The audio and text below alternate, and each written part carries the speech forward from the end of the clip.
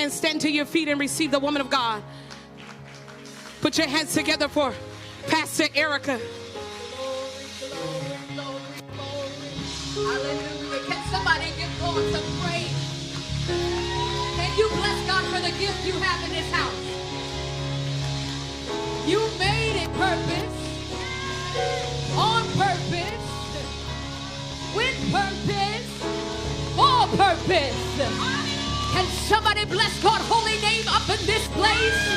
Before we do another thing, yes, give him glory. Somebody just bless him because you made it. I made it. I made it.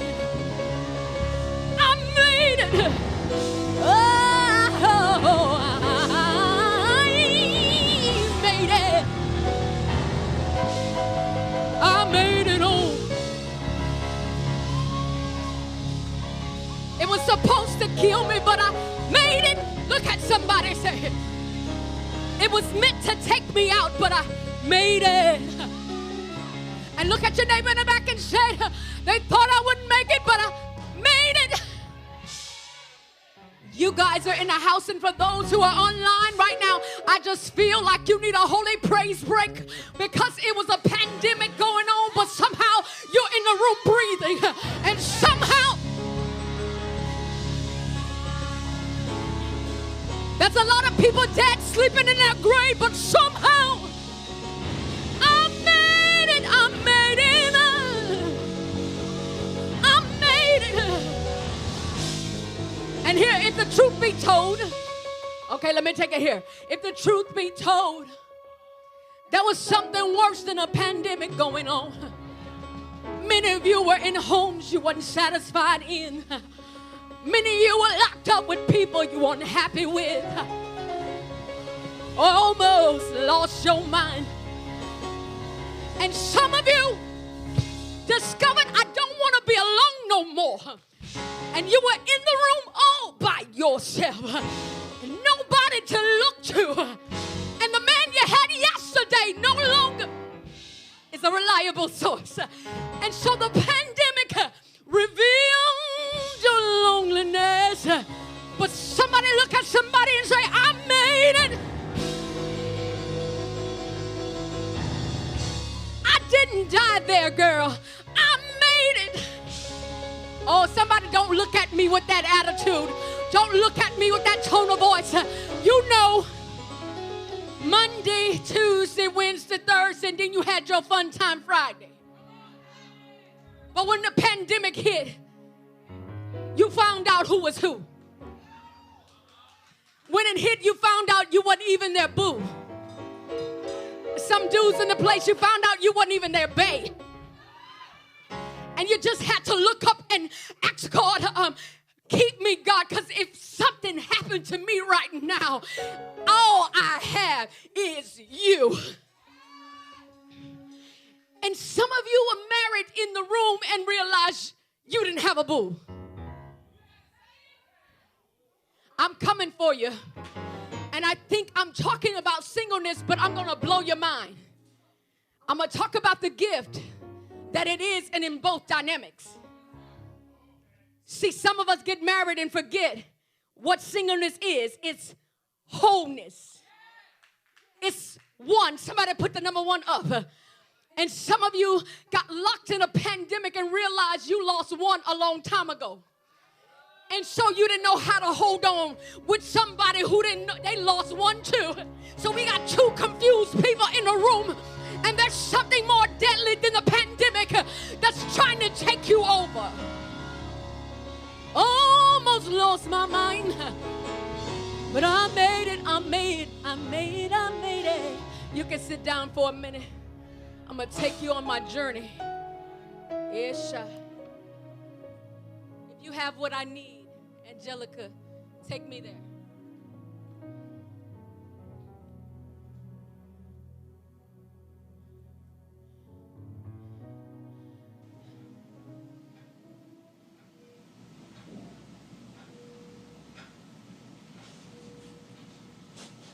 We've all been there. in the waiting room, emergency room, for one reason or another. Here I am. I didn't ask to be here. I was a faithful wife. Man, I just had big dreams, and now my marriage is in peril, and I don't know what the status is going to be. I'm waiting for an update. I want to update my status. Then we got people in the room right now, you know, shoot, she looked like she waiting to get rid of her status. I've been dropped and the marriage I had died, and here I'm in a world I've never been in before. But God, I'm a loving woman. I got a lot of love to give. I wonder what the doctor's gonna say. I'm just nervous. He gonna come in and tell me it's dead. He's gonna tell me it's a dead situation. Is this my life forever? Is this a death wish, or what is this exactly? I know some people are waiting to hear the baby was born, and I'm just trying to see if mine's still alive. I know they're waiting to see what sex of the baby it is, and I'm just trying to find my identity right now. I'm in the waiting room, and I just know something is wrong, but I hope and I really pray that it's not fatal.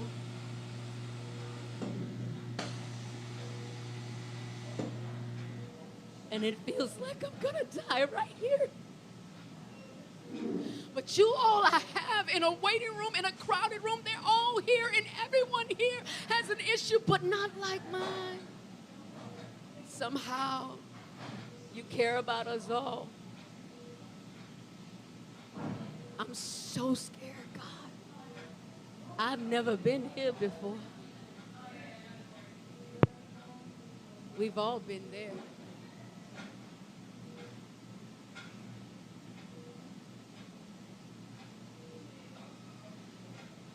And then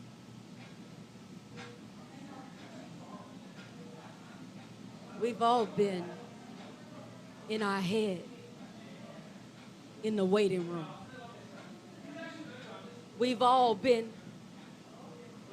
isolated in the waiting room. You're in here, but it's crowded, but it's empty at the same time.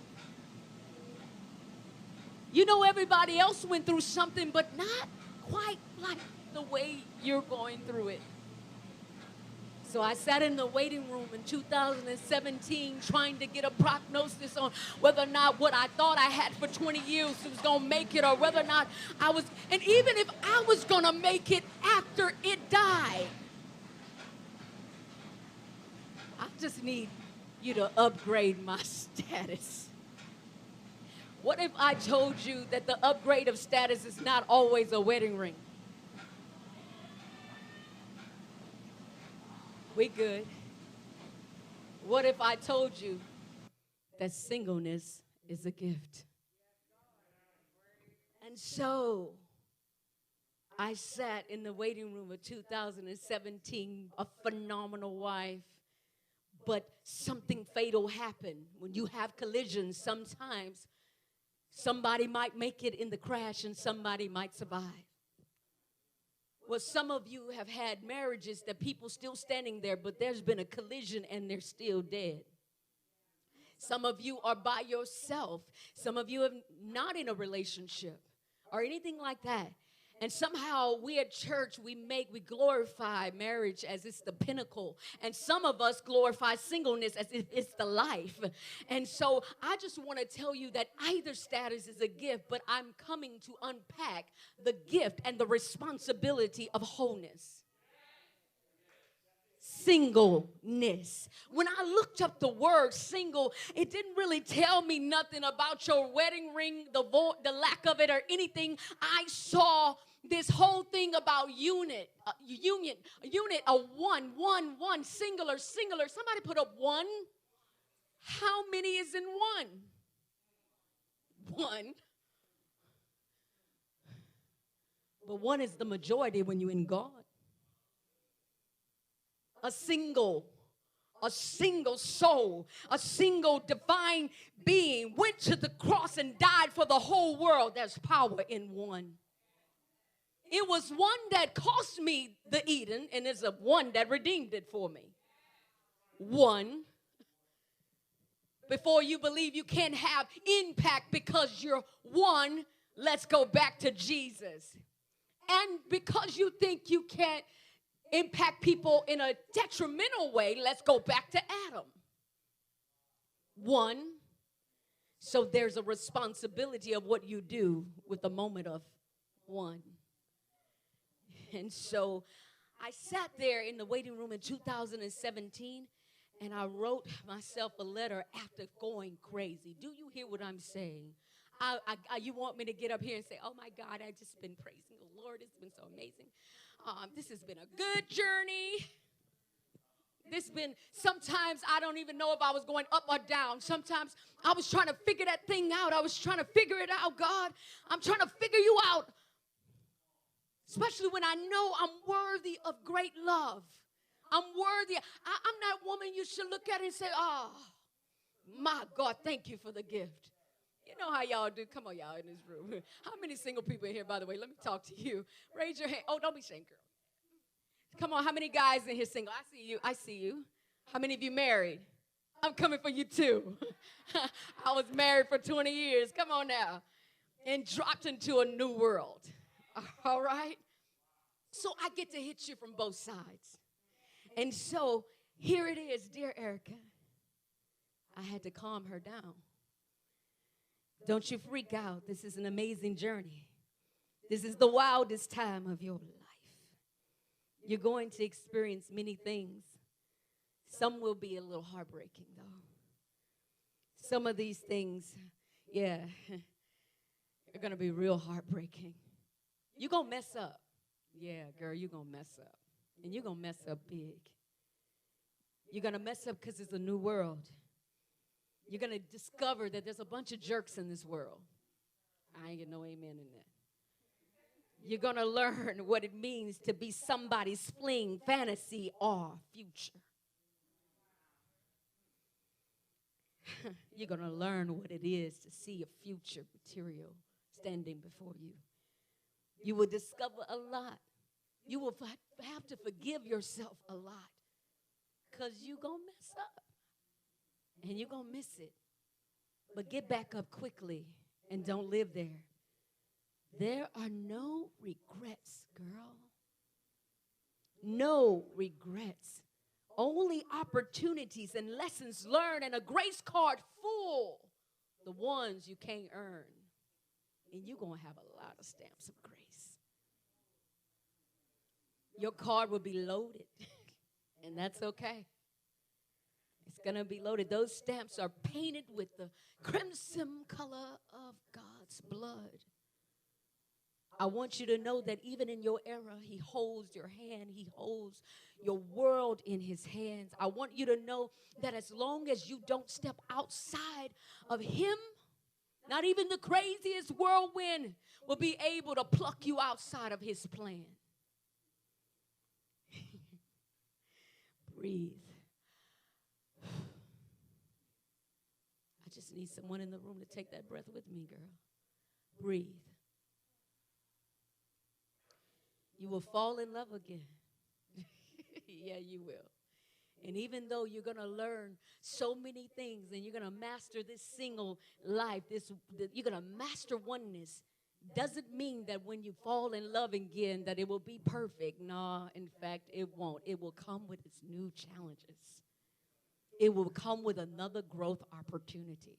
Don't psych yourself. In fact, learn a little bit too, girl. You a little heady. You a little heady. Let somebody teach you a few things. Just because you mastered the nuances of what it is to be by yourself and discovered who you are doesn't mean somebody can't help you elevate it to another version of you. I want you to know that you're going to be okay, be it single or be it paired. P.S. Love you always. I love you, Ericka. It's the P.S. I love you for me. But it was a letter I wrote to myself to calm down the whirlwind of what I felt. In between knowing 20 years of practice being married, now I'm into this new juncture. And I have to master this while still maintaining my integrity and growing in it. Especially in a world where they lift up marriage as the pinnacle thing you can ever do. That's how come it falters and it falls when you make it pinnacle and that you've reached your destiny and that it starts falling apart because now you start leaning into each other to be what you were never meant to be. And so I saw it first as a crisis. Then I realized it was a gift. He said, girl, you got married at 18. Let me give you what you lost. Let me give you what you lost. It's not your fault that this stuff happened, but I'm going to give you something in the midst of it. Sometimes an answered prayer is an eruption. It don't feel good, but it's all good. I'm going somewhere in the text in a minute, but I have to set the tone for you to get my mind on what I'm talking about. So I wrote a little book. It wasn't supposed to be one called A Single Confession. I was like, I'm not trying to be the poster child of that. I don't even have a single mindset. He said, but we all should have one.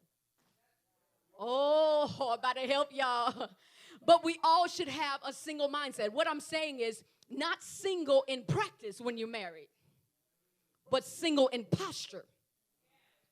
What's single in posture? When you get married, it should be interdependency. But we're codependent on God. But I can't be codependent on God until I know that I'm an individual person. Some of us are messed up because we need our spouse to look like us, walk like us, talk like us, go to the same clubs we go to, and you might find that thing. You might find that might work for you. But what if that's not that person's thing? And I just want to kind of bump the myth, move some of that out the way so those who are pursuing waiting to be married and all that, you can take that stupidness out your mind and go ahead and add to your life what you need so you can be a whole component to a union. So in singlehood is where I get to know who I am, whose I am, how to lean and how to rock with it. That's where I get what I need. And so I didn't even know I didn't have what I needed. Married 20 years, didn't even know I didn't know how to be to myself. Thought my whole marriage had to be centered around, orbiting around a person. And the person became an idol. Orbiting around, oh, don't do that. Oh, I'm broken. Oh, don't do that. Oh, I'm But who are you, ma'am? And you wonder why you lost interest? You lost interest because all you saw was you and me. But when you saw me apart from you, something attracted you to it. The uniqueness of who I was as one. But we want to find ourselves in someone. Baby, it won't work. It's going to be corrupted from the start soon as you do it. And so while I was in the waiting room, it felt like a crisis. It felt like a crucifix, but it was a crossroad. It was a death to a mindset because the doctor came in and said, Miss Jackson, I said, yeah, sorry, it's dead. I said, oh, Lord, well, who am I now? You're still his daughter. What that look like? You still their mama. What that look like without him? You still a woman of God. What that look like? Because we did that together. You a businesswoman. What that look like? I never did that. You an intellectual leader. What that look like? I never did that. But when I start walking these years of grace, about 5 years into my oneness, hallelujah, 5 years into my oneness, and when I talk about oneness, I'm talking about wholeness, not just about being by myself, but being in God, discovering who I am. Here's some Bible on it. I want to just use this text right here to kind of pull something to the forefront of what it is we should be doing while in the waiting room. If you can grab your word, we're going to bounce in Mark just between two texts because I want one for a man and one for a woman. And so I'm going to unpack Mark 5:3 for a minute, 5:34, sorry. Then Mark 10:52. Go ahead and mark them both. Mark 5:34. Mark 10:52. Oh, I love this season I'm in now because I have a beautiful revelation of what it is. Oh, I know what I'm doing. I know what I will not exchange when it's time to pair up. Oh, I know what I can't forfeit. I know what lessons I can't afford to learn all over again. And so I'm going to read here from the King James Version, Mark 5:34. He said to the man, I just want to start right here. I know that you're a teaching house, but y'all let me move around here extemporaneously a little bit, okay? And so it said, he said, who is he? Somebody say Jesus. To her, daughter, your faith has made you whole. Go in peace and be whole. He said to her, who is he? Daughter, your faith has made you, say that word, whole. Somebody say one. Go in peace and be one. He said, your what has made you whole? So sitting in the waiting room, what was it that I really needed? Where did that letter really come from? It came from a deep place of faith. I had to speak to myself. I had not even experienced half of the stuff that I had wrote to myself yet. But I needed to tell myself before I got there that grace is provided. I needed to tell myself before I got there, if you fall in the mud, dust yourself out, you still belong to him. I needed to tell myself in faith that it's already provided. This was the woman with an issue of blood for a very long time. There's some of us who have had issues with this idea of our status for a very long time. She got desperate enough to press towards God. The Bible records she tried every doctor she could. In some of our states, we done tried every man and woman we could for contentment. They just held you right for 10 minutes, just couldn't hold you tight. There's a woman with a long issue, because we all have different status situations. Some of our issues been long. Some of it has been peril, and we just had this condition for a long time, spent all we had. Those overgivers. I think if I do more now, he'll stay. I do more now, she'll stay. I think if I give all that I have, but she saw Jesus passing through, and the Bible records she touched the very hem of his garment, which had a blue thread in it, which represented completion. So she touched, why she didn't touch the shoulder? I just got to touch the revelation. I got to touch the revelation because I got to revelate my mind. I need my perspective to change. My faith will not be there without a perspective change. I have no faith for it unless I think better. When you sat in that chair, you think the chair is strong, so you sat in it without thinking. You have faith for the seat you're in. And I don't care where you are stationed in life. Don't you dare feel sorry for yourself. You have faith for wherever you're sitting.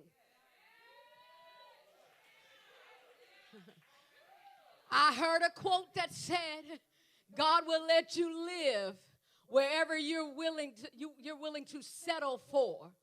He may have more for you, but he will not force you to move past where you're comfortable. So I had to talk to myself, and I think I was just too wounded to just talk, so I had to write it. I had to write it to make sure, Ericka, you don't settle for no dummies. I need you to know that, okay, this time around, you need to know that they got to be just as high. You just because a bird and a fish fall in love doesn't mean they can coexist. You didn't last time because you were from two different ecosystems trying to dwell.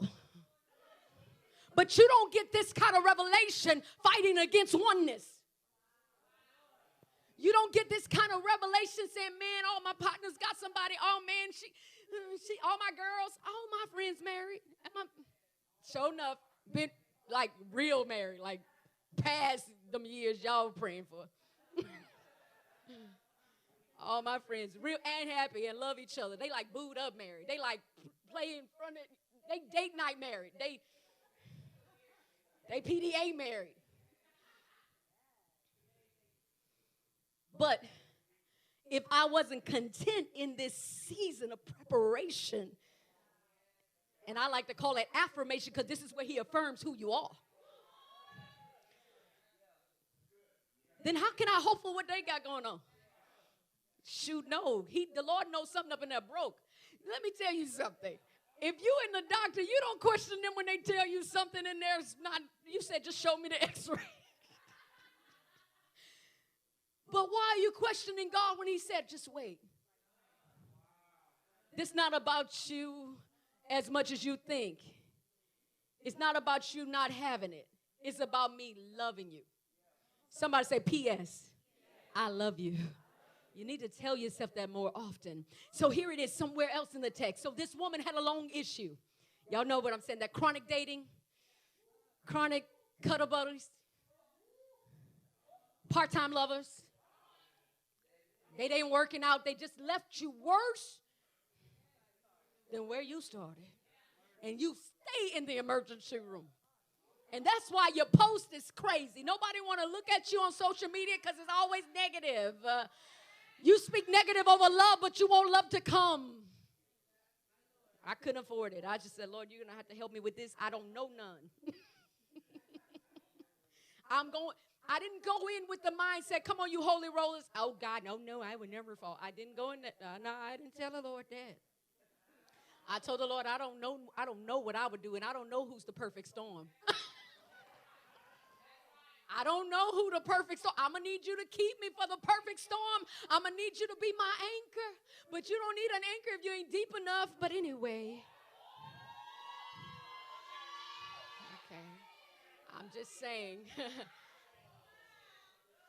I'm just saying. I ain't trying to be messy purpose church. I came here to help your life. I'm just saying, look, I had to go out to the deep, and that's scary. I'm out here now. See, but y'all like to stay at the surface so everybody can see your two-piece. And thinking that the advertisement on IG is going to work. And I'm not talking about just women. Come on, y'all. Y'all be greased down and everything, bro, with y'all inflatable muscles. I see. Don't get mad at me. I'm not talking about just young. The old, too, is getting desperate. We won't go deep out because we feel like maybe we'll be stuck with just our Bible for the rest of our life. But there's some power in that anchor. I'm going to the married folks in a minute. Don't worry. Just let me get there. So here it is. Let's go now to Mark 10:52. I won't be long there, but I will unpack it. And Jesus said to who? Him. Oh, I came for you, bro. Jesus said to him, go your way. Oh, here's the famous line. Your faith has made you whole. And immediately he received sight and followed Jesus. You can't find her because you're not whole. He said to him, this was the blind man. He had excuses after excuses. You know how we get blind and we bump into everything in the night because we're just blind? And somebody's society has told us it's okay to have two and a 3 and a 4 and a just in case. But you want to be a husband? Yeah, I'm talking. He was a blind man. And his excuse to Jesus was every time it was stirred, nobody would put me in. Nobody taught me how to be a man. Nobody taught me how to be a father. Nobody taught me how to be a husband. Nobody taught me. So this letter wasn't just for me. It's for the men and the brothers in the room. I love you. That's why I'm coming for you. I love you. I have two amazing young men that are my sons and a son to come. I have men in my life. And I'm talking to them. And this one. I'm talking to them because I love them. So I'm talking to you out of love, saying, no excuses. I don't care who didn't teach you. I don't care who didn't show you. That single place is where you go and learn. You Google everything else. You Googled her lace. You Googled her. You Googled her thighs. You Googled her breasts. But you didn't Google her mind.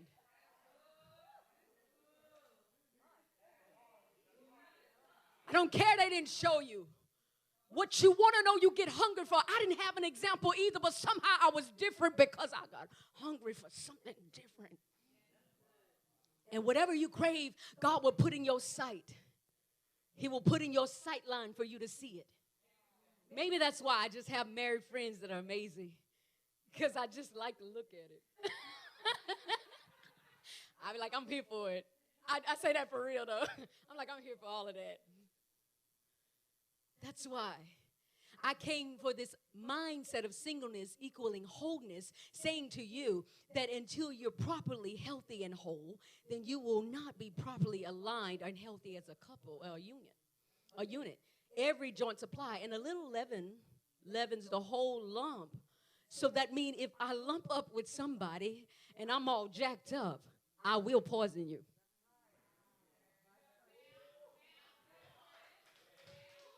And then you looking at your spouse saying something wrong with them, but the truth is you brought that poison with you, honey. You just didn't know you were reeking with it. Because you couldn't sit long enough in your one season, your oneness season, your wholeness season, where God was saying, this is who you are. This is how amazing you are. This is what I want you to do. Even when you get married, I have this plan for you. And I want you to put your hands to it. And I want you to get it done. Because he knows that the spouse he has for you is looking at you in admiration when you do that. He knows what it's going to do for him to watch you do that. And some of you trying to downplay yourself. I found out a long time ago, if they dismiss me because I'm a boss, they just size is too small. I just found out just because you're a king of the jungle don't mean you're the king of the ocean. I got you. I'm not even mad with you that you're a size 2. I just got to walk in my 10 proudly. And so what I'm saying to you is, you're afraid, some of you in the room, dumbing yourself down early just because somebody told you a man not going to handle you being an entrepreneur. A man not going to handle you doing certain things. A man's not going to be able to handle you speaking articulate. They're not going to be able to handle you with too much oil dripping from your life. So you don't want to go back to school yet. I'm going to do that when I get married. I'm going to do that when I get married. I'm going to Cancun when I get married. I'm going to Paris when I get married. When God might be using these trips right now to develop you to be well-versed for when it comes. So that you have deeper conversation. But sometimes we're stuck with a size too small and we're saying ouch in our marriage because we didn't take the time to get whole. We said, why all of a sudden it's ouchy? Because you're growing into something. Is equivalent here to being an eagle falling into a hen's nest. You're born, but your wingspan is different. Wings and feathers are different. Birds are not all equal. We all a bird. We love the Lord. We saved, sanctified, filled with the Holy Ghost, speak in tongues. Check, check, check. But all birds aren't created equal. We belong certain places in the body of Christ. And so that means they have to be able to keep up with the rhythm and the pace in which you were naturally built. If not, somebody's going to suffer. If you're yoked up, come on, when they yoke up an oxen, they supposed to move with each other's pace to get the work done. How can two walk together unless they agree? Amos 3:3. However, if you yoke up an oxen and a bird, something flying away. I just said something. Because one don't have wings. It's meant for the land. It doesn't make it insignificant. It's just not yours. Did that make sense? I'm in this room because I feel like the Lord, I'm walking in here like this because I feel like somebody's asking for answers and I'm delivering them on behalf of the Lord. If you're already married and you say, dang, I skipped that season, don't condemn yourself. That time the pastor's been telling you to take, that carving out a piece of heaven, you guys got to come in agreement that we're going to give each other space to evolve. I'm going to give you room to, I need to see. In fact, get happy. Like, girl, let me see what you're working with. Let's see how far you can go. And be behind them and say, go ahead and do you. Let me see it. Let me see you. Let me see you. Inspire me to become the greater version of me. And when you give the room for evolvement, you give them space to spend with God so they get whole. They get one. They start dealing with emotional issues. They start dealing with the mental issue. They start dealing with generational curses. They start breaking stuff, but they can't break it with you on their hip. So before you start feeling like you've been cursed, single men and women, you've been blessed with a gift. He said to the man, okay, you blind, but go ahead, your faith. So how do a man who's never been taught become the man preparing for the wife or either in marriage still having to prepare for her? Because that's an ongoing thing. Faith. Somebody scream it, faith. That means a 3/4 cord is not easily broken, but you need to have that cord before you get a third party in. See, we like to think that Jesus is the third party. Girl, no. Whoever you hook up with is the third party. Because it should be just you and him in the cool of the day. That's why it's not easily broken, because he becomes the glue. Think of a sandwich, people. You put your bread, then you put your meat. That's the main thing, huh? And then you put your other bread, huh? And so if it's just you and them and then Jesus, your sandwich is backwards, honey. I don't even want it. And the main thing is too exposed, so that means it falls. Y'all got this. I knew you was going to catch it. It falls out. But you put it in between the bread because you want to hold it together while it go down. The Lord has to be in the center of your wholeness, the center of your oneness, before he's the center of your union. He got to hold you together first. Got to hold your finances together first. Got to hold your mental together first. He got to hold your emotions together first so you can at least tell him, I get a little crazy right here, but God's really been helping me walk. If you ain't never had one of them kind of conversations, you ain't grown yet. I mean, you ain't never investigate you yet. If you can't look at the person, you just say, God just really helped me walk out of this. You don't have a growth story, then keep waiting. Because if you can't embrace growth stories in singleness, you would not appreciate the moment you need to grow in a union. Because you will grow in different pace. It's like a bike. We're going somewhere, but one may grow before the other. But as they keep on doing this, the bike moves. You know that thing? Have you ever seen a pedal where it goes like this? But that's what we want in our unions. But in order for it to do this, that means space and time between each other has to happen for oneness to happen. Oneness is not what happened in the bedroom. It's happened when you're in your sacred place with God. It's that spiritual linking up. And then when you get back together, you have pieces of God to offer each other. Pieces of God to deposit one another. So it's somebody do the bicycle movement because I got this in my, yeah, there you go. Oh, I feel like, wait, hold on. I felt like, oh, yeah. Hey, I just went somewhere for 2 seconds. Yeah, you're going to take me down. Hey. I was like, but you can't, look at it. Lean with it, rock with it. We can't do none of that. We can't lean with them or rock with them when we won't roll with their space and their time. And many of us can't do that because we have trust issues, but we didn't deal with those in our oneness. I know y'all want me to talk about, oh, how many days to get a boo? I don't know. I'm still, whatever the Lord tell me. I didn't have 5 steps to getting a man. Shoot. I'm too busy living my life. I took a book from Ruth. Live your life, girl, he coming. So while in the waiting room, what do? I cultivate my faith. Write that down. I cultivate my faith, because truth be told, when you get married, you're going to need some faith for some times, because now you're going to move from being in a waiting room by yourself to being in a waiting room with somebody. Oh, y'all think I'm playing, because there are going to be times you got to pray children through. There's going to be times you're going to pray your finances through. You're going to have to know how to wait with somebody. Some of you don't need to wait with yourself.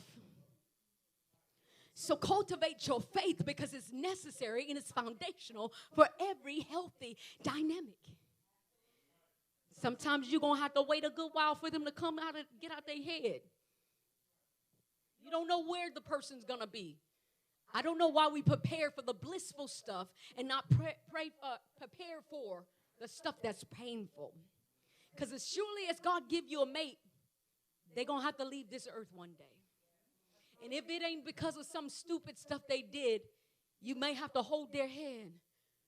Oh, if you married in here, grab your spouse's hand. You know, I'm a sucker for marriages. You just grab them wherever you are, because I need you to catch this. You ask for it. You ask the Lord for it. That means do the work of oneness, because you're supposed to be interdependent, codependent only on God. That's a gift too. But one day they may have to take their last breath, and you don't know who's going first. So it's a gift that come and go. We know people right now who have beautiful marriages, but their spouse is gone, not because they did something wrong, they just died. So are you mature enough to handle if something happened and they were no longer there? That's why I'm celebrating this place called one. Somebody say one. Because of what Adam did, that one put us in a peril, the place where you feel like you're desperately codependent on elements that you should not be. And some of you, it ain't even a person. Some of you are not idolizing marriage. You're actually demonizing it because you feel like it'll never come for you. You demonize it and you celebrate and idolize hustle, cash flow, boss move, diva moves, whatever you are in here. And so some of you idolize ambition. I need you to make room. But you can't make room until you embrace oneness. Till you go ahead and stop being a cynic when it comes to love. Oh, I had to challenge myself on all this. My kids laugh at me because when I first got dropped in divorce, I told them, I'm just going to marry myself. They said, well, look, lady, we ain't coming to your wedding. They were serious as a mug, too. They said, you was something wrong with you. I was trying to cope. And sometimes culture will give you a coping mechanism that's void of Christ. Who rule the world? Girls. Y'all know y'all like that song, Tell the Truth.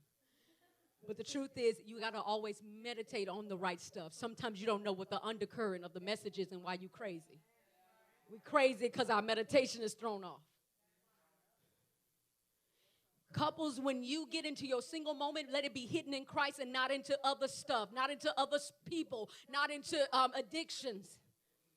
Trying to escape into Christ, come back whole. 2 1 whole pieces make a unit. 1 + 1 = 2. Single people, embrace the time you got. Ooh, you on the best journey of your life. You don't have nobody telling you how to color your hair. Oh, that's for me, I'm sorry. Color your hair. Shoot, my hair been blue, pink, and you know, I cut it all off, grew it back.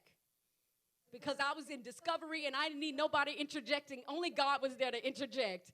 Listen, sometimes I did my hair in ways I was like, oh, God, this not work. He said, yeah, we're not doing that no more.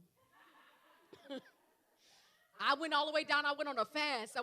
And I lost weight. I think I was in a size 4, 120 days fasting and praying because I was desperate for whatever crap in me that will hinder tomorrow. I needed to be moved. I went on a fast, but I didn't have my husband there to tell me, you're going to cut that fast short because, girl, I need something to grab. The Lord was like, yeah, you're pleasing me, and we're going to give it all back to you when it's over. And that's for my single people. You don't have nobody telling you where to cut it off yet. I say yet? Because there's different practice when you're married, not posture. I'm back to that. Posture and practices are two different things. The posture should be a heart yielded to the Lord. I'm almost done. You should always have a heart yielded to God. You should always be in the posture at his feet. Come on, Mary. You should always be in that posture. But a practice means your rhythm is going to change. So while you're asking God to change your status, ask him if you're prepared for the rhythm. Because the rhythm would change because now you got to keep up cadence with someone else. Be in agreement with them while in agreement with God. So I want you to stop crying about where you are. Oh, can I get a few people to just lift your hands and say, I'm just grateful. I'm just grateful. I roll over to my bed and I thought I never would do this. Oh, no, I never thought I would do this when I first found myself in a divorce. You know, when you've been married all your life, curling up with people, holding tight, you know, your leg this way, you just slapped them all night. I got divorced and I was by myself and it was not my choice. So you can imagine the level of pain. And I wasn't appreciating all that space. I said, oh. Because I had practiced not keeping Bibles in my bed and books in my bed because I had a husband there. That practice was different. You know, I just practiced not eating all my snacks all night. I just practiced not looking crazy in the bed. Yeah, so I still was in the habit of getting my real good stuff to go sleep in. I was still in the habit of keeping the bed real nice. And, oh, yeah, I was still in the habit of just not even turning on the TV. And then I realized, girl, this all you. I said, oh, let's open the blinds for when the morning comes. When I realized that, I started rolling over, and I said, Lord, just help me to have the strength to share. Because I started rolling over. My snacks was ready. I bottled water. My daughter, real sweet, she catered to me. Lord, I'd be like, can you go get that for me? Thank you. My jacuzzi be waiting on me. Lord, I said, oh, Lord, just. Then I got afraid that I wouldn't be ready to share. Oh, just for somebody in the room who's like me, who got to the place where now you're so content, you just like, you turn everybody away. Because you didn't sit with yourself long enough to let God show you that you had a capacity to be selfless. So I'm going to pray with you today. I'm not being deep with you today. Because there are some of you in here who's scared. Don't let fear drive you. You'll be ready. He'll open you up when the time comes. Oh, yeah, when the time comes, I'm gonna put the Bibles out my bed. Right now, they're real good. When the time comes, the snacks will be right back in the kitchen where they belong. When the time comes, and I'm not saying practice everything recklessly. There's still some rhythms I have in preparation. Keep your own house clean. Don't wait for you to get married to do housekeeping. Shoot, pamper you. Pick your own drawers off the floor. Did I say that? I'm sorry, I don't know who that was for. Men learn how to cook your food and wash your clothes. Or you're married around somebody just because she know how to fold a little clothes and kick a little mean greens. I told my kids, you better whip up something because I don't want you to marry somebody just because they know how to put some ham hocks in something.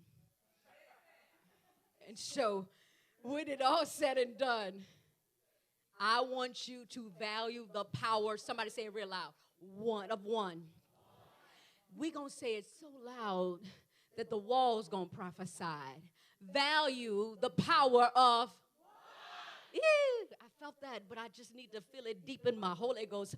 Value the power of ooh, come in agreement with the one that went to the cross. The power of come in agreement with the one that heals our body. The power of come in agreement with the one who regulates our mind. The power of woo,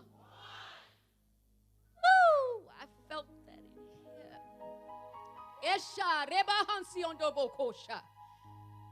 When you become a powerful one, You would be an immaculate union.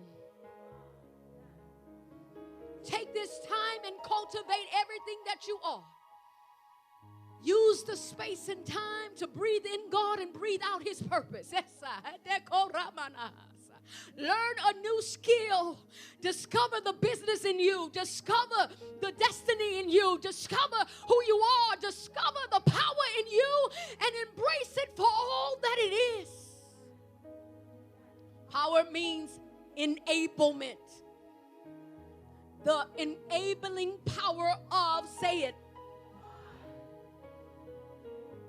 When you become a healthy one, you're going to be a dynamic somebody for someone. They will be seeking God. Can I please marry her? God, can I please marry him? You want to be the one that when they see you walking, they see an upgrade coming. When they see you walking, they said, my status about to go up. That's somebody God walks with. Your house should reflect that. Your car should reflect it. Your friends should reflect it. We have doctors, lawyers, entrepreneurs, leaders, creativepreneurs in here who are waiting to be completed by someone else. When God said what I died for, if I died on the cross, then if I bring you someone else, then they're helpful to the purpose, but ain't there for you to be complete. So in this room, I want you to just lift your hands wherever you are. How do you want to do this, Pastor? The pastor is coming. We want to pray with you. Y'all stand on your feet. Now, if you're really hungry for this change, you know we've all been there. Don't guilt yourself. We've been that place. Culture make it easy for us to forget who we are. I'm going to hand this over to our pastors. But I need you to go ahead and get in the posture. Because God's about to give you a fresh anointing for the season you're in. And when you blink, you'll realize that something has changed.